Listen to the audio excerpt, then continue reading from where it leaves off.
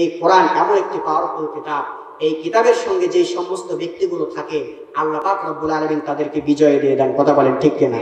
যে সমস্ত আলিমদেরকে নির্যাতন জুলুম করা হচ্ছে এরা কোরআনের সঙ্গে আছেন বিদায় আল্লাহর কসম করে বলতে পারি এমন একটা সময় আসবে, এমন একটি দিন আসবে যেই দিন এই কোরআন তাদেরকে বিজয়ের মুখ দেখায় দেবে। আওয়াজ করে বলতে হবে ঠিক কিনা? পবিত্র কোরআনুল কারীম 30 পারা, এর ভিতরে একটি সূরা, যেই সূরাটির নাম হলো সূরাতুল মাঈদা। এই সূরাতুল মাঈদার 12 নম্বর আয়াতের মাঝখান থেকে তেলাওয়াত করেছি। আল্লাহ জানিয়েছেন, ওগো রাসূল, আপনার কোনো উম্মাত যদি বিনা হিসাবে জান্নাত পেতে চায়, আজকে আমরা যারা এখানে বসে আছি বলেন তো ভাই, আমরা কি জান্নাতে যেতে চাই? জবান ছেড়ে বলেন যেতে চাই কিনা? যেই ব্যক্তি নামাজ পড়ে না এই ব্যক্তিকে যদি প্রশ্ন করা হয়, চাচা আপনি কি জান্নাত যাবেন? ব্যক্তি তখন লাফ মেরে উঠে বলে, বাবা হ্যাঁ যাব। আর জান্নাতে যাওয়ার জন্য কোনো ট্রেনের স্লিপ যদি আমাকে কাটতে হয়, কখন কাটতে হবে তাও আমাকে বলে দাও, আমি কেটে বসে থাকবো, তাও আল্লাহর জান্নাত। তার মানে যেই ব্যক্তি নামাজ পড়ে না এই ব্যক্তির অন্তরের ভিতরে জান্নাতে যাওয়ার স্বাদ আছে না নাই? রাসূল সাল্লাল্লাহু আলাইহি ওয়াসাল্লামের জীবনে ঘটে যাওয়া একটি যুদ্ধ, যে যুদ্ধটির নাম হলো জাতুরিকা যুদ্ধ। আল্লাহর হাবিব যখন এই যুদ্ধ শেষ করে সামনের দিকে যখন রওনা করতেছিলেন, ঠিক সেই সময়ে আল্লাহ রাসূলের পিছু ধাওয়া করেছিল একজন কাট্টা কাফের। কিতাবের ভিতরে তার নাম আসছে গাওরাস ইবনে হারিস। কি নাম? একটু জোরে আওয়াজ করে বলেন কি নাম? গাওরাস ইবনে হারিস। সে আল্লাহ রাসূল সাল্লাল্লাহু আলাইহি ওয়াসাল্লামের পিছু ধাওয়া করেছে বিশ্বনবীকে দুনিয়ার মুখ থেকে বিদায় করে দিবে। যেরকম নাউজুবিল্লাহ। ও মুসলমান, তার শুরুতেই আপনাদেরকে বলতে চাই, গাওরাস শুধু নয়, আবু জেহেল, উতবা, শাইবা, ওলীদ বিন মুগীরা সহ অনেক কাফের বেঈমানগুলো বিশ্বনবীর বিরোধিতা করেছিল। তার পিছনে কোনো কারণ ছিল না, শুধুমাত্র একটাই কারণ ছিল, আলা লাহুল খালকু ওয়াল আমর, সৃষ্টি যার আইন চলে থেকে কথা বলেছিল। আর যেই দিন বিশ্বনবীর পক্ষে বাতাস কথা বলেছিল, সেই দিন আবু জেহেল পালানো দূরের কথা, ইঁদুরের গর্ত খুঁজে পায় নাই, বদরের প্রান্তরে নির্মমতার সহিত আল্লাহ তাকে দুনিয়ার মুখ থেকে বিদায় করেছেন। কথা বলতে হবে ঠিক কিনা? আজকে পরিষ্কার ভাবে আমরা এখান থেকে জানিয়ে দিতে চাই, আল উলামা ও ওরাসাতুল আম্বিয়া, আলেম ওলামা নবীদের ওয়ারিস। এই নবীদের বিরোধিতা যারা করবে, আলেমদের বিরুদ্ধে আচরণ যারা করবে, কোরআনের আওয়াজটাকে দাবানোর জন্য যারা চেষ্টা করবে, আবু জেহেলের যে অবস্থা বদরের প্রান্তরে আল্লাহ করেছিলেন, এদেরকে তেমন করে দুনিয়ার মুখ থেকে বিদায় করবেন। কোনো বাবা কোনো দাদা তাদেরকে বাঁচাইতে পারবে না। প্রিয় উপস্থিতি, কারণ একটি কথা আমি আপনাদেরকে বারবার বলতে চাই, এই কোরআন এমন একটি পাওয়ারফুল কিতাব, এই কিতাবের সঙ্গে যে সমস্ত ব্যক্তিগুলো থাকে আল্লাহ পাক রব্বুল আলামিন তাদেরকে বিজয় দিয়ে দেন। কথা বলেন ঠিক কিনা? যে সমস্ত আলিমদেরকে নির্যাতন জুলুম করা হচ্ছে এরা কোরআনের সঙ্গে আছেন বিদায় আল্লাহর কসম করে বলতে পারি এমন একটা সময় আসবে, এমন একটি দিন আসবে যেই দিন এই কোরআন তাদেরকে বিজয়ের মুখ দেখায় দেবে। আওয়াজ করে বলতে হবে ঠিক কিনা? রাসূল সাল্লাল্লাহু আলাইহি ওয়াসাল্লাম তিনি সামনের দিকে যখন রওনা করতেছিলেন, তার পিছু ধাওয়া করলো গাওরাস ইবনে হারিস। তার চিন্তাধারা, আব্দুল্লাহর পুত্র মুহাম্মদকে দুনিয়ার মুখ থেকে কতল করতে হবে, শেষ করতে হবে। পিছু ধাওয়া করতেছেন, এদিকে আল্লাহ রাসূল সাল্লাল্লাহু আলাইহি ওয়াসাল্লাম যখন চলে যাচ্ছেন, হঠাৎ করে তিনি চিন্তা করলেন, আমি অনেক পথ চলে আসছি সামনের দিকে, একটু ক্লান্ত হয়ে পড়েছি। এই ক্লান্ততাকে দূর করার জন্য আল্লাহর হাবিব সাল্লাল্লাহু আলাইহি ওয়াসাল্লাম সামনে তাকায় দেখলেন একটি বৃক্ষ দেখা যায়। সেই বৃক্ষের নিকটবর্তী আল্লাহ রাসূল সাল্লাল্লাহু আলাইহি ওয়াসাল্লাম হয়ে গেলেন এবং বৃক্ষের ডালের সঙ্গে আল্লাহর হাবিব তার তরবারিটাকে সুন্দর করে ঝোলায় রাখলেন। এরপরে বিশ্বনবী সুন্দর করে হাতটাকে বালিশ বানায়া বৃক্ষের তরে আরাম ফরমাইলেন। চিৎকার দিয়ে বলেন সুবহানাল্লাহ। গাওরাস ইবনে হারিস দূর থেকে দেখতেছেন, আব্দুল্লাহর পুত্র মুহাম্মদকে দুনিয়ার মুখ থেকে বিদায় করার জন্য কম চেষ্টা করলাম না, কিন্তু এই ব্যক্তিকে দুনিয়া থেকে বিদায় করতে পারলাম না। এমন একটা সময় আমার সামনে চলে আসছে, এই চাইতে মক্ষম সময় মুহাম্মদকে দুনিয়ার মুখ থেকে কতল করার মতো আর পাওয়া যাবে। এই চিন্তাধারা করে একজন কাট্টা কাফের বিশ্বনবীর সামনে যখন চলে গেলেন, বিশ্বনবীর নিকটবর্তী যখন হয়ে গেলেন, আল্লাহর হাবিব যখন ঘুমের ভিতরে আছেন, গাওরাস ইবনে হারিস রাসূল সাল্লাল্লাহু আলাইহি ওয়াসাল্লামের সিনার উপরে বসে পড়লেন এবং তরবারি গাছের ডাল থেকে পেরিয়ে আল্লাহ রাসূল সাল্লাল্লাহু আলাইহি ওয়াসাল্লামের গরদানের উপরে ধরলেন। চিৎকার করে বলতে হবে নাউজুবিল্লাহ। ও মুসলমান, বলেন তো দেখছেন কে? আওয়াজ করে বলেন কে দেখছেন? আল্লাহ রাব্বুল আলামিন আসমান থেকে যখন এই দৃশ্যগুলো দেখছিলেন, আর গাওরাস ইবনে হারিস বিশ্ব নবীজির বুকের উপরে বসে তরবারিটাকে সুন্দর করে পেরে বিশ্ব নবীর গলার উপরে যখন ধরলেন, আল্লাহ রাসূল সাল্লাল্লাহু আলাইহি ওয়াসাল্লামের ঘুম ভেঙে গেল। রাসূল সাল্লাল্লাহু আলাইহি ওয়াসাল্লাম চোখ খুলে ফেললেন, আর তিনি দেখতে পেলেন তার বুকের উপরে একজন নাপাক শরীর নিয়ে গাওরাস ইবনে হারিস তাক্কা কাফের বসে গেছে। আর রাসূল সাল্লাল্লাহু আলাইহি ওয়াসাল্লামকে ডাক দিয়ে বলতেছেন, রে আব্দুল্লাহর পুত্র মুহাম্মদ, তোমাকে কতবার বললাম বাপ দাদার ধর্ম ছেড়ো না, এই কোরআনের দাওয়াত সমাজের বুকে দিও না, এই কোরআনটাকে ছুঁড়ে ফেলে দিয়া বাপ দাদার ধর্মে ফিরে আসো তুমি। কিন্তু তুমি আমাদের কথা শুনলে না, আমাদের বিরুদ্ধে তুমি কোন এক আল্লাহর কথা বলো। তোমাকে হত্যা করার জন্য ষড়যন্ত্র করেছি, কিন্তু হত্যা করতে পারি না। কিন্তু লক্ষ্য করে দেখো, এমন একটি সময় আমি তোমার বুকের উপরে বসে পড়েছি, এই সময়ে তোমাকে যদি দুনিয়ার বুক থেকে আমি হত্যা করে ফেলি, তোমাকে বাঁচানোর মতো কোনো প্লেয়ার এখন কেউ নাই। বিদায় তোমার কাছে প্রশ্ন করতে চাই, আব্দুল্লাহর পুত্র মুহাম্মদ, বলো তো এখন তোমাকে কে বাঁচাবে? আল্লাহর নবী বললেন, গাওরাস ইবনে হারিস রে, তুমি একজন কাফের, আল্লাহকে অস্বীকার করো, তুমি তো জানো না, তুমি আমাকে প্রশ্ন করেছো আমাকে কে বাঁচাবে, কিন্তু আমার একজন সৃষ্টিকর্তা আল্লাহ আছেন, সে মহান রব আমাকে বাঁচিয়ে দিবে। আল্লাহ রাব্বুল আলামিন আরশে আজিমের ভিতরে ফেরেশতা জিবরাইলকে ডাক দিয়ে বলতেছেন, ফেরেশতা জিবরাইল, আর করো না দেরি, চলে যাও তাড়াতাড়ি আমার বন্ধুর কাছে। একজন কাট্টা কাফের তার নাপাক শরীর নিয়ে আমার হাবিবের বুকের উপরে বসে পড়েছে, আমি আল্লাহর বড় কষ্ট হয়, সহ্য করতে পারি না। আমি আল্লাহ তোমাকে অর্ডার দিয়ে দিলাম, ওই কাফেরের সামনে যাওয়ার পরে তোমার বিশাল আকৃতি চেহারা, তুমি তার সামনে দাঁড়ায় যাবা, আর তাকে এত জোরে ধাক্কা দিবা, সিনার ভিতরে তার এমন জোরে তুমি থাপ্পড় মারবা, যেন থাপ্পড় মারতে দেরি হয় ওই গাওরাস ইবনে হারিস যেন 100 হাত দূরে পড়তে দেরি হয় না। কোন সুবহানাল্লাহ। ও মুসলমান, আল্লাহর গোলাম, আল্লাহর ইশারা, আল্লাহর হুকুম পাওয়ার সঙ্গে সঙ্গে ফেরেশতা জিবরাইল যখন তার বিশাল আকৃতি চেহারা নিয়ে যখন চলে আসলো গাওরাসের সামনে, গাওরাস যখন ফেরেশতা জিবরাইলের দিকে তাকায় আছে, আহারে এত বড় চেহারার মানুষ কোনোদিন দেখে নাই। এই দৃশ্য দেখার পরে গাওরাস ইবনে হারিস দৌড়ায় গেলেন, ভয় পেয়ে গেলেন।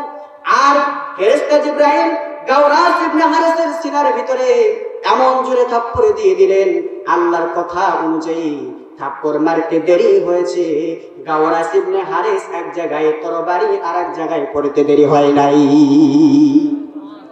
আল্লাহর নবী সঙ্গে সঙ্গে সেখান থেকে উঠে পড়লেন, তরবারিটা হাতের ভিতরে নিলেন, বিশ্ব নবী গাওরাসের নিকটবর্তী হয়ে গেলেন এবং আল্লাহর হাবিব সাল্লাল্লাহু আলাইহি ওয়াসাল্লাম সময়ের যখন সদ্ব্যবহার করার জন্য চেষ্টা করলেন, গাওরাসের বুকের উপরে বসে এবার গাওরাসের গলার ভিতরে যখন ছুরিটা ধরলেন, আর ডাক দিয়ে বলতেছেন, গাওরাস রে, আমি তোমাকে প্রশ্ন করতে চাই, এই মুহূর্তে তোমাকে কে বাঁচাবে? গাওরাস জবান ছেড়ে বলতেছেন, আব্দুল্লাহর পুত্র মুহাম্মদ, তোমাকে যখন প্রশ্ন করেছিলাম, তুমি তখন প্রশ্নের উত্তরে বলেছিলে আমার একজন সৃষ্টিকর্তা মহান রব আছে, আল্লাহ আমাকে বাঁচিয়ে নেবে, তার অ্যানসার আমি পেয়ে গেছি।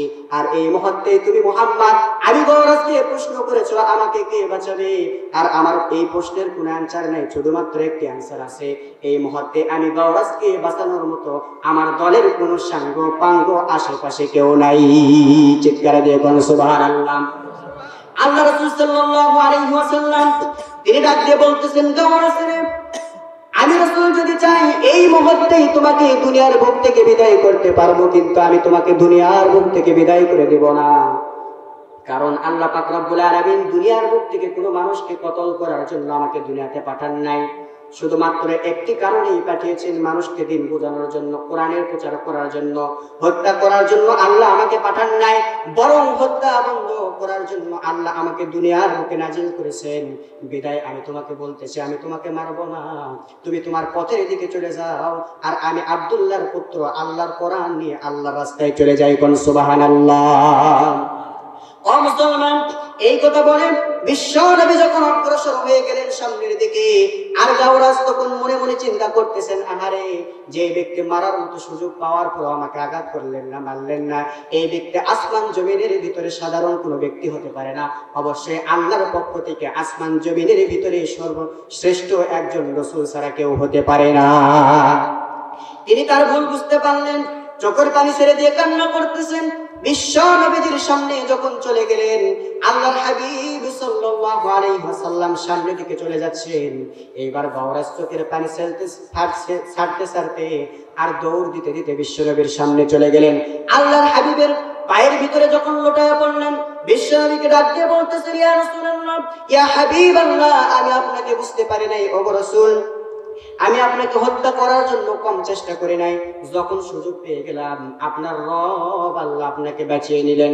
এরপরে আপনি এমন একটু সময় পেলেন, যেই সময়ে যদি আপনি চেষ্টা করতেন, ইচ্ছা করতেন, তাহলে বদলা নেওয়ার জন্য চেষ্টা করতে পারতেন, দুনিয়ার বুক থেকে আমাকে বিদায় করতে পারতেন, কিন্তু আপনি আমাকে দুনিয়ার বুক থেকে বিদায় করলেন না, ওগো রাসূল। আর আমার বুঝতে দেরি হয় নাই যে এই ব্যক্তি বিদায় করার মতো সুযোগ পাওয়ার পরে, বদলা নেওয়ার মতো সুযোগ পাওয়ার পরেও যিনি বদলা নিলেন না, এই ব্যক্তি আসমান জমিনের ভিতরে সাধারণ কোনো ব্যক্তি না, আসলে আপনি একজন আল্লাহর রাসূল। আওয়াজ করে বলেন সুবহানাল্লাহ।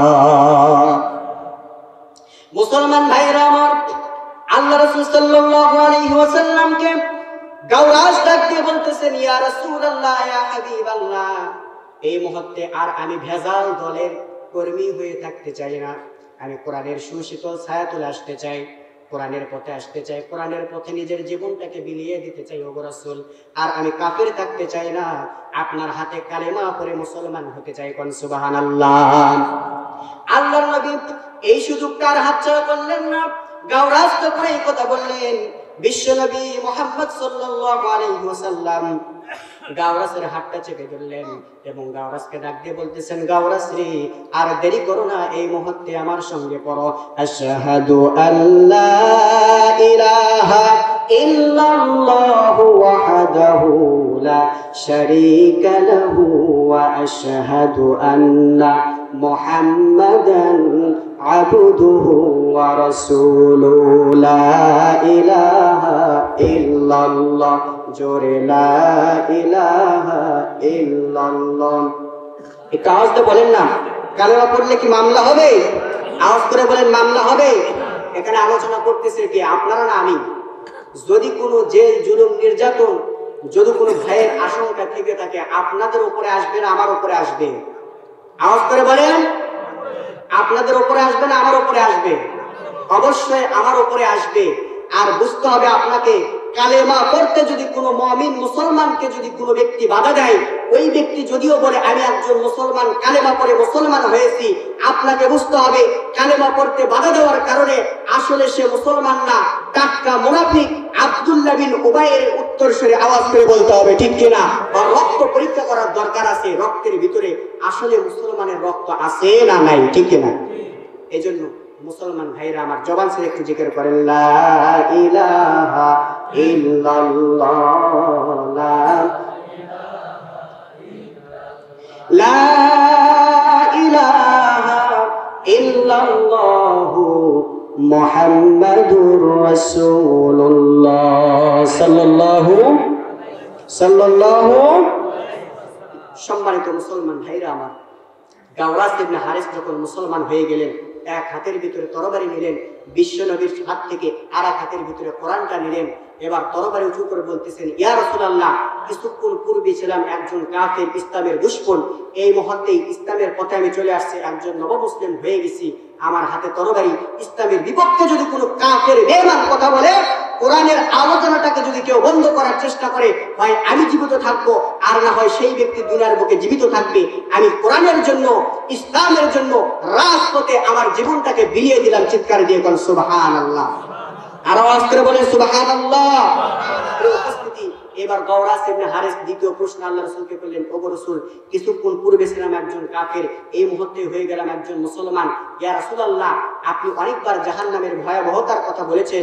ওগো রাসূল, আমার অত্যন্ত ভয় হচ্ছে, আমি কাফের ছিলাম, আল্লাহ কি কিয়ামতের ময়দানে এই কাফের থাকার কারণে আমাকে কি জাহান্নামে করে দেয় কিনা? বিধায় আপনি এমন কিছু আমলের কথা আমাকে বলে দেন যে আমলগুলো করলে আল্লাহ পাক রব্বুল আলামিন মৃত্যুর সঙ্গে সঙ্গে আমাকে জান্নাতুল ফেরদাউসের ঘোষণা দিয়ে দিবে। সুবহানাল্লাহ। ও মুসলমান, একটু জবান ছেড়ে বলেন তো, একজন কাফের রাসূলকে জিজ্ঞাসা করেছেন কিছু সবক নেওয়ার জন্য, আমার রাসূলকে মন গড়া ভাবে কোনো কথা ততক্ষণ বলতে পারেন? আওয়াজ করে বলেন, বলতে পারেন? আমার রাসূল চুপ করে আছেন, তিনি দেখতেছেন আল্লাহর পক্ষ থেকে কোনো ওহী আসে কিনা। সুবহানাল্লাহ বলবেন না?